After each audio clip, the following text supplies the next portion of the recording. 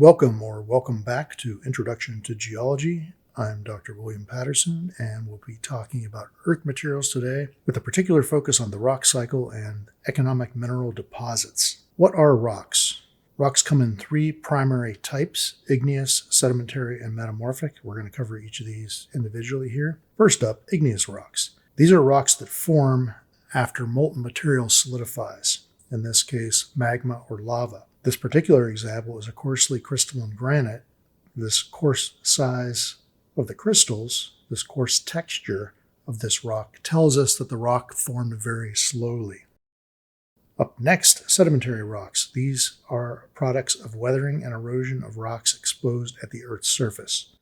They form by deposition, burial, and lithification, as we'll see in the sedimentary rock section of this course. Our example here is what's called a cross-laminated sandstone.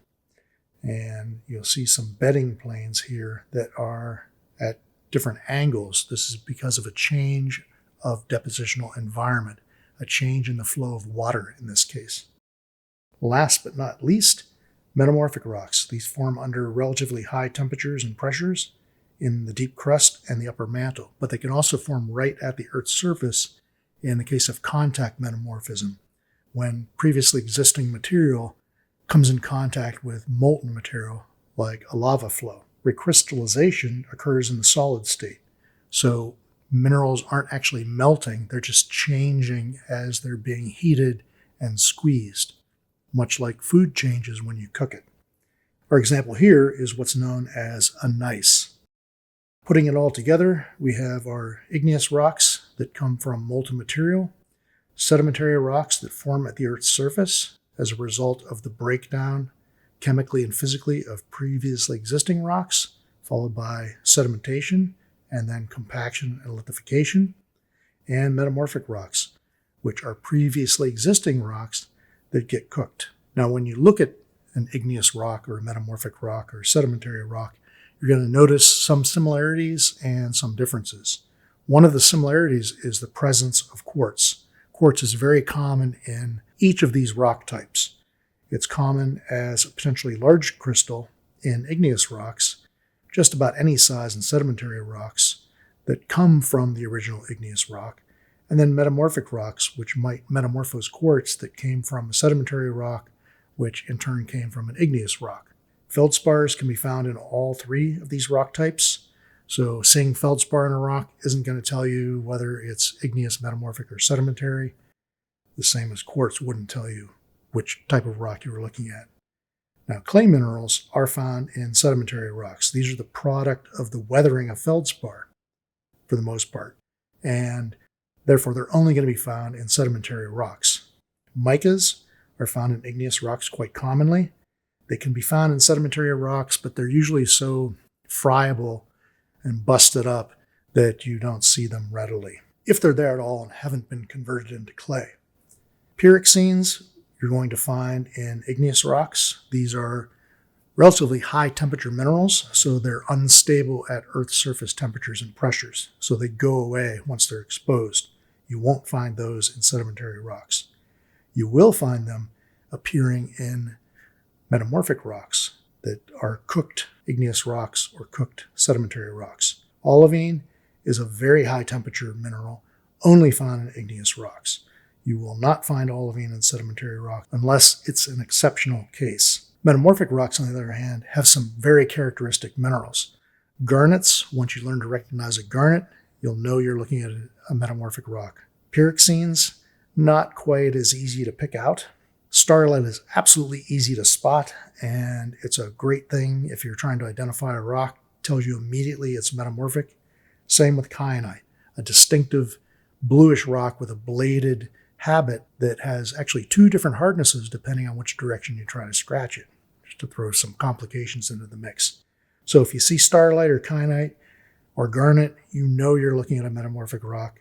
It's almost certainly not going to be a sedimentary rock, although garnets can form sands, so there's an exception there. This is starlite. This is why it's so definitive, why it's so easy, such a good thing to find in a rock.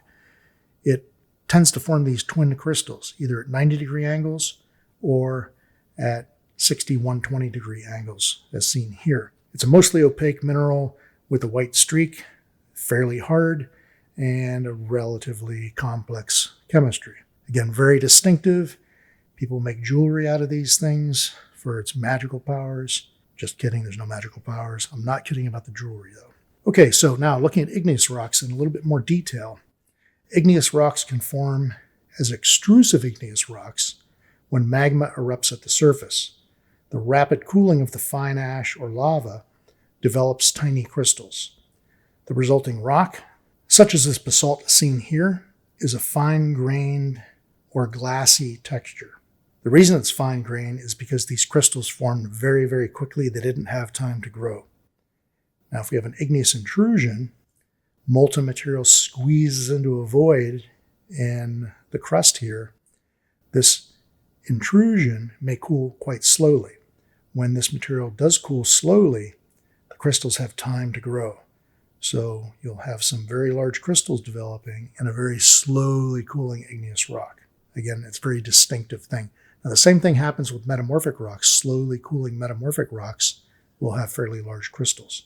Now, looking at an igneous rock, a coarse texture igneous rock like a granite, these are the constituent minerals. Orthoclase feldspar, a very light colored, usually white to pinkish or salmon colored. They used to call it flesh colored in old textbooks, but nobody really has salmon colored flesh unless you've got some kind of sunburn. Quartz, very common in igneous rocks, a required constituent of granite. Biotite, also very common in igneous rocks. And in this case, an albite, plagioclase feldspar. Together, they're going to make up this coarse textured rock that we're going to call a granite. Now, to determine whether this is a granite or a granodiorite, or a diorite, or a gabbro, or a syenite, or a Foyd monzocyanite, use a diagram like this. We're not going to be doing this in this particular course, but when you take a mineralogy course, you will definitely learn how to use these types of diagrams to properly identify a coarse textured igneous rock. Sedimentary rocks form in a variety of ways. They all start with particles of rock created by weathering. As these particles are transported downhill by erosion, they may weather physically. They grind against each other, producing smaller and smaller grains, breaking themselves to pieces, literally, and they dissolve chemically. That material works its way down to where it can no longer be transported, and it's deposited. It may be deposited in a freshwater lake, it may be deposited in a delta, or it may work its way into the ocean. If it works its way into the ocean, it becomes a marine deposit. Ultimately, this is material that's deposited as layers of sediment on land or in water. Going off the continental margin, this material may form widespread horizontal bedding. It can extend hundreds of miles in any direction. Eventually, the weight of overlying material is going to compress and compact these grains, and the result is they become lithified, physically and chemically. Siliciclastic sediments are made of deposited particles of sand, silt, and gravel. Chemical and biochemical sediments are precipitated from seawater or made by coral reefs and mollusks. I don't remember all of my corals, but I think this is a Manacina arellata. It looks like a baked potato in real life. Most of the carbonate in a coral reef environment is produced by algae, however. That's important to know. Coral reefs are made mostly of algae. We'll see a bit more of that coming up soon. Now, metamorphic rocks require heat and pressure, so therefore they usually form deep within the Earth's crust. Here we have continental crust being intruded by magma coming from below, so it's a hot molten material. This hot molten material heats surrounding material. The combination of heat and pressure changes the previously existing minerals. And the rock can become a hornfels, a rock that's made up of predominantly hornblende and feldspars, an eclogite, which forms under ultra-high pressure, usually associated with plate tectonics. A mica schist is the product of regional metamorphism, again related to plate tectonics generally. Blue schists are high-pressure, low-temperature metamorphic rocks that are relatively rare. Metamorphic environments include trenches where oceanic crust, topped with sediment from the continents and oceanic sediment, is dragged down into a subduction zone, thereby heating and changing the chemistry of the material being subducted, metamorphosing that material. Now, the rock cycle, we say it begins here, but it doesn't really begin. It's a cycle, so we're just going to start it here. I'll call it that. The start of this particular cycle begins with rifting and the development of a divergent margin within a continent. Sediments erode from the continental interior and are deposited in rift basins where they are buried to form sedimentary rock. Here we have the continent rifting apart and sediment being supplied to this subsequent basin, ultimately accumulating in layers. The best example in the world today is the East African Rift Valley system here, where we see a number of very large, very deep lakes, extremely deep lakes, form when the continent is trying to split apart. Interactions between plate tectonics and climate systems produce these types of rocks. This is a surface image of one of the rift lakes, and you can see the sediment supply here in the adjacent hills. In fact, you can see an accretionary pile of sand and gravel and silt right here that's slowly working its way down into this lake where the flamingos await. Ultimately, these lakes form thick sequences of sediment that becomes very interesting to oil and gas companies. This is where oil and gas can be generated. Therefore, they do a lot of work on these lakes. We have a very good idea from these companies and from the seismologists that study these sedimentary deposits of the thickness and ultimate dimensions of these bodies of sand that are becoming sedimentary rock. As this rift continues to expand, ultimately it can form a new ocean basin. Here we have the Atlantic Ocean forming around 180 to 170 million years ago.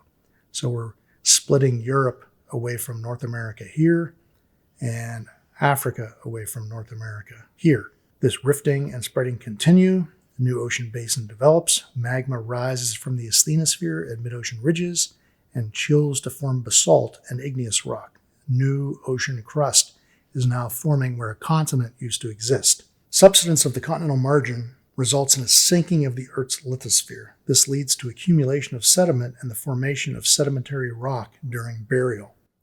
So you can think of this margin as you standing on a mattress. You're going to depress the surface of that mattress, and that's going to fill in with this clastic material. Ultimately, it's going to pile up thick enough that the overlying weight compresses and lithifies the underlying material. Eventually, oceanic crust subducts beneath the continent. We have only so much surface area on the Earth, so we have to push new surface underneath old surface. This occurs here. Oceanic crust subducts beneath the continent, building a volcanic mountain chain. The subducting plate melts as it descends. Magma rises from the melting plate and the mantle and cools to make granitic igneous rocks. So these are going to form at depth at a very slow rate. The result is large crystals. And we also have explosive volcanism associated with this. One of the keys to this process is all the water that gets trapped in this sediment. This trapped water produces molten material at a much lower temperature than would be the case if there was no water present. So water makes it easier to melt rocks. Further closing of the ocean basin leads to continental collision. Two continental crusts, slabs, bash into each other like a car crash, and the result is they get bunched up. They have two directions to go, down or up. There's significant resistance to going down, not as much resistance to going up, so they pop up. The best example we have of this today is the Himalayas, but many places on the surface of the Earth are former sites of these collisions: the Appalachian Mountains, the Rocky Mountains, the Alps, etc.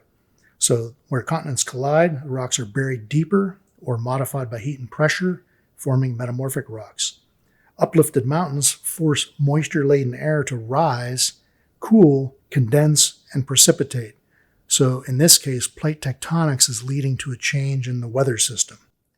This weathering, in turn, creates loose material that becomes soil and sediment, stripped away ultimately by erosion and deposited as loose material somewhere else, eventually to become a new sedimentary rock. Lastly, streams transport sediment away from collision zones to oceans, where it's going to be deposited as layers of sand and silt. These layers of sediment are buried and lithified to form sedimentary rock. Now, we mentioned the Himalayas a minute ago. The Himalayas produce enormous amounts of sediment that washes down a series of large rivers into the Bay of Bengal, one of the depositional sites. The result is the Bengal Fan, a very large deposit of silt, sand, gravel, and other material, organic matter, for instance. So putting the whole thing together, we have the rock cycle. We start out with rifting. Rifting increases, sediment is produced, sediment is deposited in the rift. The rift continues to widen, eventually leading to the formation of mid-ocean ridges. This extra new material, new ocean crust, is taking up too much space. It gets subducted under previously existing crust, ultimately driving one continental plate into another. This collision produces tremendously high mountains that get weathered down rapidly. What goes up must come down. The faster a mountain goes up, the faster it weathers back down. Now we're going to talk briefly about concentrations of valuable mineral resources. What types of ore minerals do we see? Vein deposits are economic mineral deposits that are found within veins in rocks. They fill fractures, nooks and crannies, and you can see this example here of gold mineralization of quartz. This is a common mineral pair. Disseminated deposits may start out looking like this. As you break this rock up, you're going to break up these little grains. Igneous deposits are going to form as a result of high temperatures, forming directly from a magmatic melt or from fluids associated with that magmatic melt. Sedimentary deposits, on the other hand, consist of material that's been broken up. So original disseminated deposits or vein minerals or massive deposits get broken up. If the minerals are resistant to weathering, it can be deposited as a placer deposit, a sedimentary deposit. This is the most common way to find gold. It's also important for platinum. It's important for tin and a number of other minerals. So how does this happen? Well, one of the ways in which it happens is groundwater at high temperatures dissolves metal oxides and sulfides. Heated by magma, it rises, precipitating metal ores in joints and fractures, any space that's available. This water cools off, or it reacts chemically with the surrounding material, resulting in the formation of valuable mineral crystals in vein deposits like this seen here. A vein deposit of silver forming within a quartz body. And we see that illustrated here in this diagram where we have hot springs bringing this hot water up closer to the surface through this fractured overlying bedrock where it cools and precipitates the mineral. Typical sulfide minerals from vein deposits include galena, the lead sulfide, cinnabar, mercury sulfide, pyrite, an iron sulfide, and sphalerite, a zinc sulfide. This is the Kennecott copper mine in Bingham Canyon, Utah, located to the west of Salt Lake City. Now, just for scale, these are full-size trains running down here in the bottom of this pit. I don't remember what the scale is here anymore. When I was a kid living in Utah, you could stack, I think, 5 Empire State Buildings on top of each other here. So it's probably deeper now. Net result is it's a huge pit, and the waste rock that's dumped over the sides can be seen for 20, 30 miles in the distance. So what are they after in this place?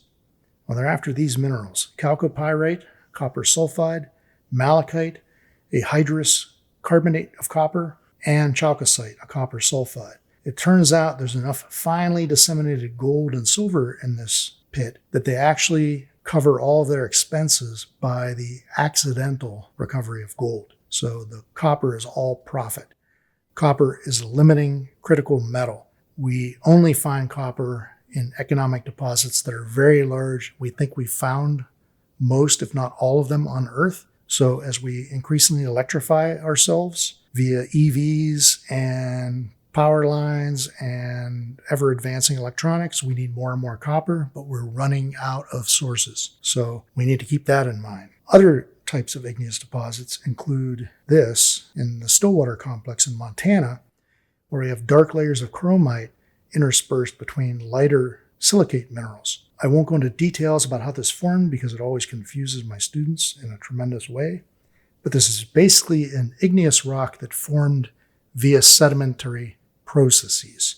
So igneous minerals were floating around in a magma body, dropping out sequentially as they crystallize. Sedimentary deposits include copper, iron, and other metals, gold, diamonds, and heavy minerals, placer deposits or placer deposits.